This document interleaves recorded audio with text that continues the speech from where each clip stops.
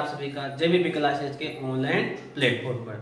जैसा कि अपना टॉपिक चल रहा था क्रिया, तो क्रिया में हमने देखा क्रिया की परिभाषा और उसके पेड़। कितने पेड़ थे? 3। किसके आधार पर? क्रम के आधार पर, संरचना के आधार पर और काल के आधार पर। तो हमने पिछले वीडियो में देखा था क्रम के आधार पर उसके कितने पेड़ थे? 2।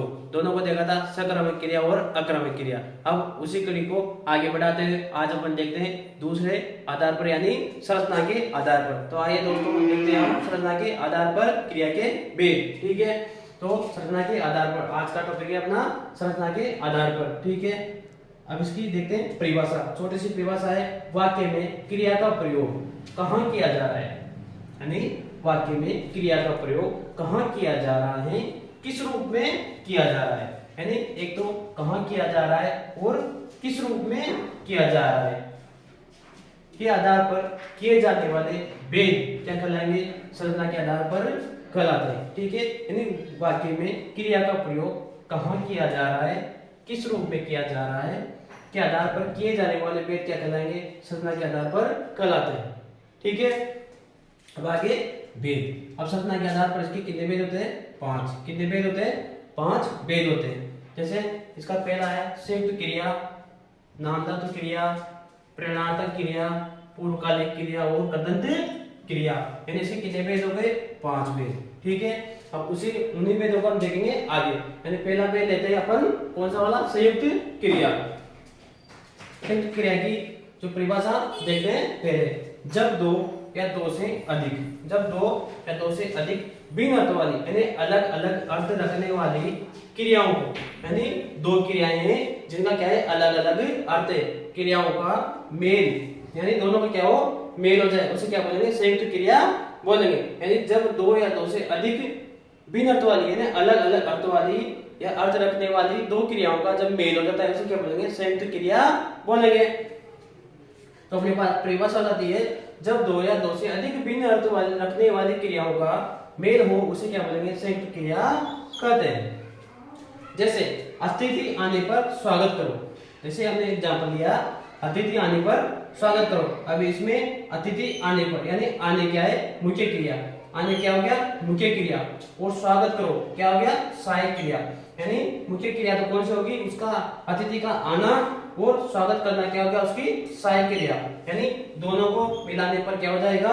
संयुक्त क्रिया। यानी दोनों से क्या बन जाएगी? संयुक्त क्रिया। यानी दोनों का मेल एक करने से क्या हो जाएगा? संयुक्त क्रिया। तो हमने देखा संयुक्त क्रिया यानी 2 या 2 से या 2 अलग अलग अर्थ वाली क्रियाओं को मेल करने से क्या हो जाएगा? संयुक्त क्रिया बन जाएगी। यानी अतिथि आने पर स्वागत करो, आने क्या हो गया? मुख्य क्रिया, स्वागत करो क्या हो गया? सहायक क्रिया। ठीक है, अब देखते हैं इसका दूसरा भेद यानी नामधातु क्रिया। क्या? नामधातु क्रिया। अब देखते हैं इसकी परिभाषा। संज्ञा, सर्वनाम, विशेषण शब्द जब क्रिया धातु की तरह प्रयुक्त होते हैं, यानी संज्ञा, सर्वनाम, विशेषण शब्द जब क्रिया धातु की तरह, किसकी तरह? क्रिया धातु की तरह प्रयुक्त होते हैं उन्हें क्या बोलेंगे? नामधातु क्रिया बोलेंगे। यानी संज्ञा, सर्वनाम, विशेषण शब्द जब क्रिया धातु की तरह प्रयुक्त होते हैं उन्हें क्या बोलेंगे? नामधातु क्रिया बोलेंगे। जैसे हाथ, हाथ क्या है? संज्ञा। हाथ क्या है? संज्ञा। और हथिया, हथिया क्या है? नाम धातु। यानी संज्ञा से क्या बना दिया हमने? नाम धातु। जैसे हाथ का क्या हो गया? हथिया। और हथियाना क्या हो जाएगा? हथियाना। ये क्या हो जाएगी? क्रिया। यानी हाथ क्या है? संज्ञा, हथिया क्या है? नाम धातु, और हथियाना क्या हो जाएगा? क्रिया। यानी क्या हो जाएगी? नाम धातु क्रिया हो जाएगी। जैसे नरेश ने सुरेश का कमरा हथिया लिया। किसने? नरेश ने किसका? सुरेश का कमरा, कमरा हथिया लिया।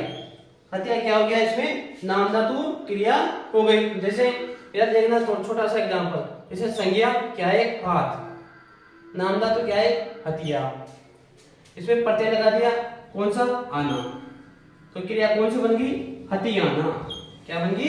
हथियाना। यानी संज्ञा तो क्या है? हाथ, नाम धातु क्या है? हथिया, प्रत्यय क्या है? आना, और क्या हो जाएगी? हथियाना। ठीक है, जैसे नाम धातु हो गए। संज्ञा, सर्वनाम, विशेषण शब्द जब क्रिया धातु की तरह प्रयुक्त होते हैं उन्हें नाम धातु क्रिया कहते हैं। ठीक है।